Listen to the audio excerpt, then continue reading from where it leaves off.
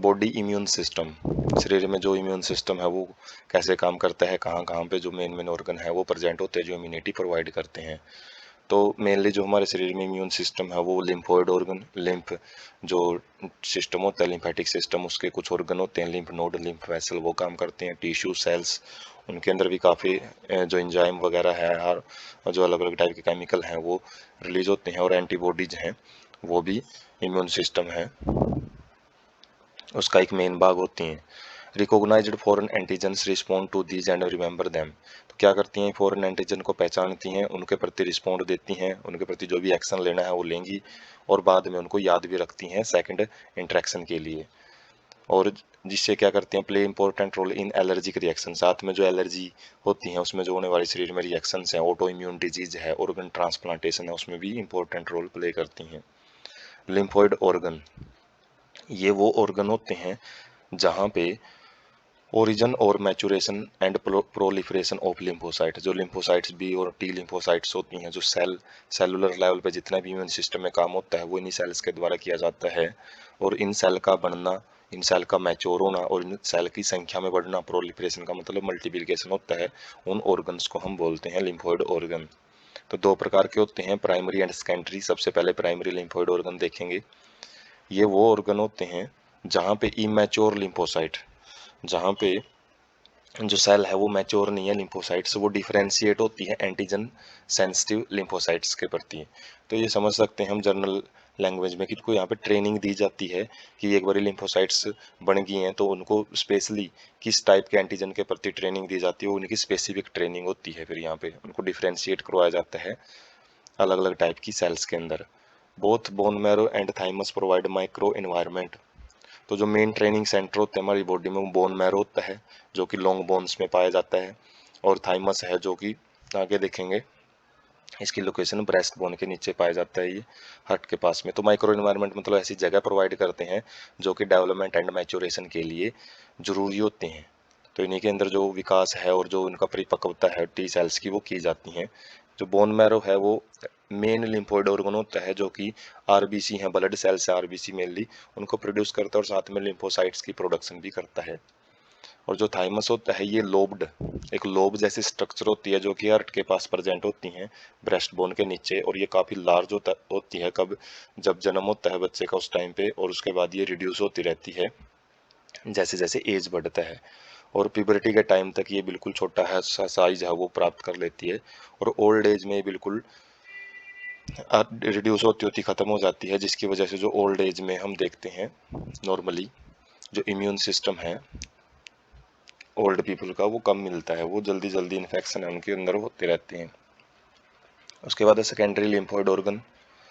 ये वो जगह होती हैं जहाँ पे मेन इंटरेक्शन होता है किसका, जो लिम्फोसाइट बनी है उनका एंटीजन्स के साथ। मतलब ये वो जंग के मैदान होते हैं जहाँ पे रियल में जो जो लड़ाई है वो एंटीजन और एंटीबॉडीज के बीच में देखने को मिलती है, लिम्फोसाइट्स के बीच में।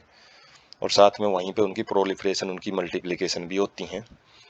इफेक्टर सेल्स का मतलब जो भी स्पेसिफिक सेल उन्होंने बनानी है। तो ये एग्जांपल क्या जाते हैं सेकेंडरी लिम्फोइड ऑर्गन में, spleen, lymph nodes, tonsil, Peyer patches of small intestine and appendix. ये मेन वो भाग हैं जहाँ पे इंटरेक्शन होता है इनका एंटीजेंस के साथ में।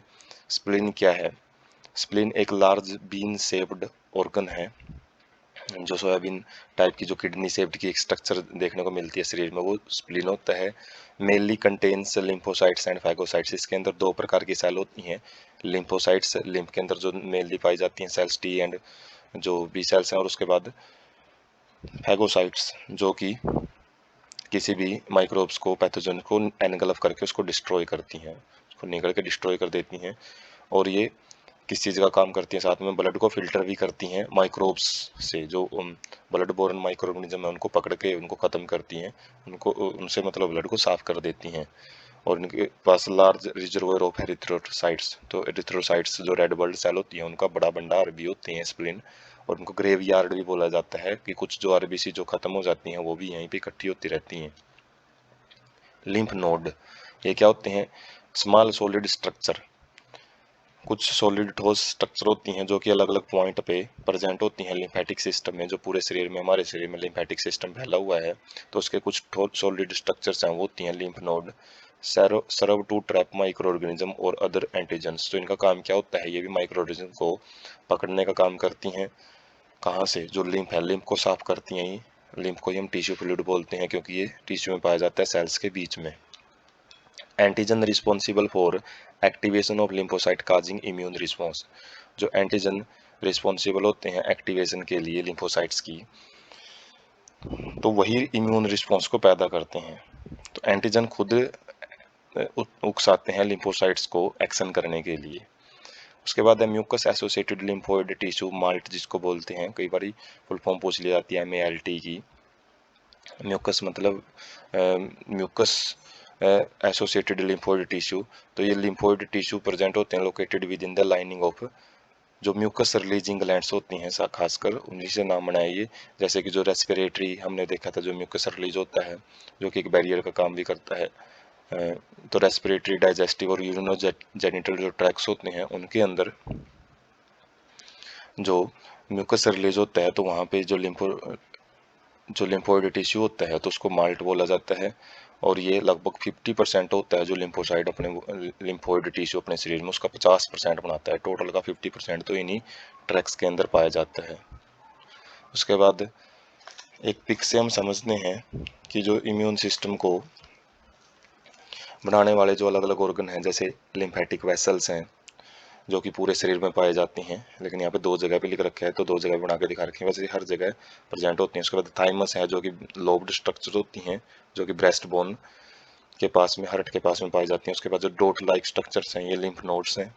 उसके बाद स्प्लीन होती है एक स्टमक वाली साइड में, तो इसका काम क्या होता है, ये रिजर्वोयर होती है हर BC का, और साथ में ट्रैप करती है माइक्रो ऑर्गेनिजम्स को। अपेंडिक्स होती है, जो कि लार्ज इंटेस्टाइन में प्रेजेंट होगी, जहाँ पे स्मॉल इंटेस्टाइन आके वहाँ पे अटैच होती हैं। बोन मैरो, जो कि जो लॉन्ग बोन होती है फीमर, तो उनके अंदर कुछ खाली जगह होती है, तो बोन मैरो का काम करती हैं, जो कि RBC को सिंथेसिस करती हैं। और टॉन्सिल्स क्या होते हैं, ये लगभग जो सलेवरी ग्लैंड्स वगैरह, फेरिंक्स वगैरह रीजन होता है, वहाँ पे प्रेजेंट होती हैं।